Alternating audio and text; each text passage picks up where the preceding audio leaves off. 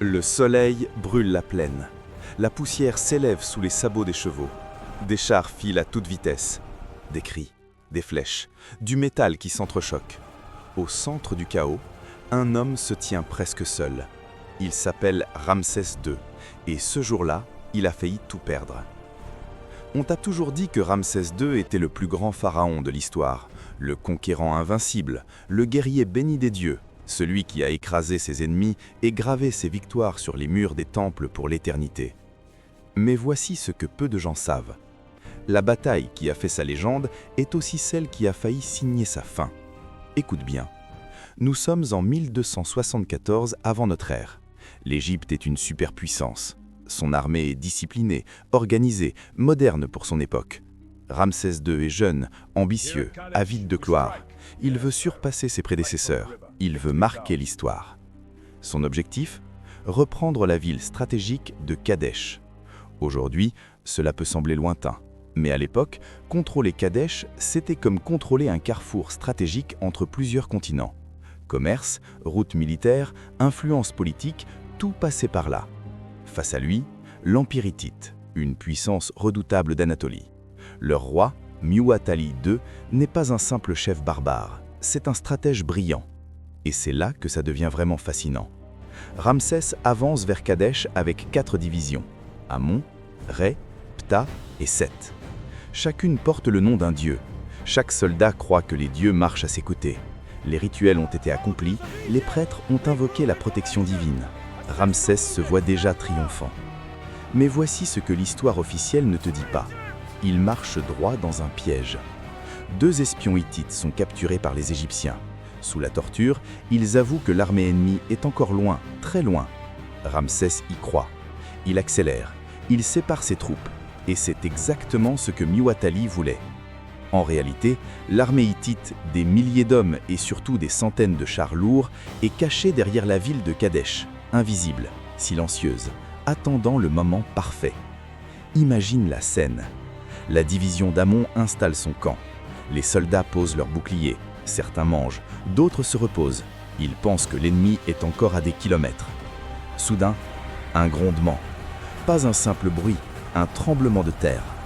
Plus de 2000 chars hittites surgissent, à pleine vitesse. Les premières lignes égyptiennes sont balayées. Les tentes sont écrasées. Les soldats paniquent. Les chevaux hurlent. Les officiers crient des ordres que personne n'entend. Et Ramsès, il est au cœur du camp, isolé. Tu te demandes peut-être pourquoi il ne s'est pas simplement enfui. Parce qu'un pharaon ne fuit pas. Pour les Égyptiens, Ramsès n'est pas seulement un roi, il est l'incarnation vivante du dieu Horus. Il est le lien entre le ciel et la terre. S'il fuit, c'est tout l'ordre cosmique qui s'effondre. Alors, il monte sur son char. Les inscriptions du temple d'Abou Simbel le montrent tirant des flèches, seul, contre des centaines d'ennemis. Les textes racontent qu'il pria le dieu Amon, qui l'insuffla une force surhumaine. Mais voici la vérité plus nuancée que révèlent les historiens modernes. Les reliefs sont de la propagande. Des sources archéologiques hittites, retrouvées des siècles plus tard, racontent une histoire différente. Une bataille chaotique, un affrontement indécisif, pas une victoire éclatante. C'est là que ça devient vraiment fascinant. Ramsès était réellement en danger. L'attaque surprise a failli anéantir la division d'Amon. Si les renforts n'étaient pas arrivés à temps, notamment la division de Ptah et des troupes alliées appelées les Néharines, l'armée égyptienne aurait pu être détruite. Imagine un instant, si Ramsès meurt à Kadesh. Pas de temple géant à Abou Simbel, pas de statue colossale, pas de règne de 66 ans, pas de mythe. L'histoire d'Égypte aurait été radicalement différente. Et pourtant, quand la poussière retombe, aucun camp ne contrôle réellement la ville. Kadesh reste aux mains des Hittites. Ce n'est pas une victoire, c'est un match nul stratégique. Mais Ramsès ne peut pas rentrer en Égypte en disant « c'était compliqué ». Alors, il fait quelque chose de brillant. Il contrôle le récit. Des scènes gigantesques sont gravées sur les murs des temples à Karnak, Luxor, Abou Simbel. On y voit Ramsès seul, héroïque, écrasant des dizaines d'ennemis. Les Hittites fuient. Le pharaon triomphe. C'est l'une des premières exhortes massives de propagande politique de l'histoire. Un peu comme une superproduction hollywoodienne, sauf que c'est gravé dans la pierre. Tu vois le génie ? Même si militairement le résultat est mitigé, symboliquement, Ramsès transforme la bataille en légende. Mais voici ce que peu de gens réalisent.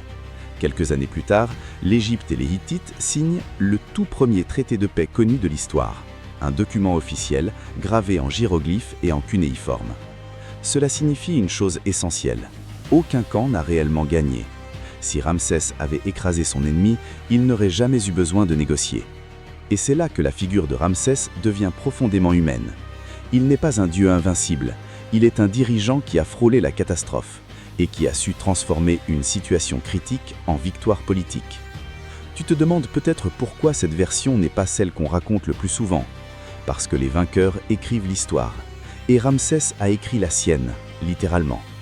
Pour les soldats présents ce jour-là, la bataille de Kadesh n'était pas une fresque glorieuse, c'était la peur, la confusion, le chaos, l'odeur de sang et de poussière. Mais pour les générations suivantes, c'est devenu le symbole du courage royal. C'est ça la puissance du récit. Et si on creuse encore plus loin, on découvre quelque chose de troublant. Les Hittites, eux aussi, ont laissé des archives, et leurs textes ne décrivent pas une défaite humiliante. Ils parlent d'un affrontement intense, sans vainqueur clair. 2 empires, 2 récits. La vérité se trouve entre les lignes. Ce qui rend cette bataille si fascinante, ce n'est pas seulement le combat, c'est la manière dont elle montre que l'histoire n'est jamais neutre. Ramsès a failli tout perdre, son armée, sa réputation, sa vie. Mais au lieu de laisser cet épisode l'affaiblir, il en a fait le pilier de sa légende. C'est presque une leçon moderne. Dans notre monde, on parle de gestion d'images, de communication stratégique, de storytelling. Ramsès faisait déjà cela il y a plus de 3000 ans. Alors la prochaine fois que tu verras une statue colossale de Ramsès II, rappelle-toi ceci. Derrière le sourire de pierre et la posture triomphante se cache un moment de panique absolue. Un instant où tout aurait pu basculer. Un instant où le plus grand pharaon d'Égypte n'était qu'un homme au milieu du chaos. Et peut-être que c'est justement cela qui rend son histoire encore plus fascinante. Parce que les légendes ne naissent pas de victoires faciles, elles naissent au bord du précipice. Et toi ? Si cette bataille a failli changer le destin de l'Égypte, combien d'autres vérités officielles cachent encore des secrets que l'on ne soupçonne pas ? Si cette histoire t'a surpris, si tu as découvert une facette de Ramsès II que tu ne connaissais pas, alors imagine tout ce que nous reste à explorer. Abonne-toi maintenant pour ne rien manquer des prochains mystères de l'Égypte antique. Laisse un commentaire. Selon toi, Ramsès était-il un héros ou un génie de propagande ?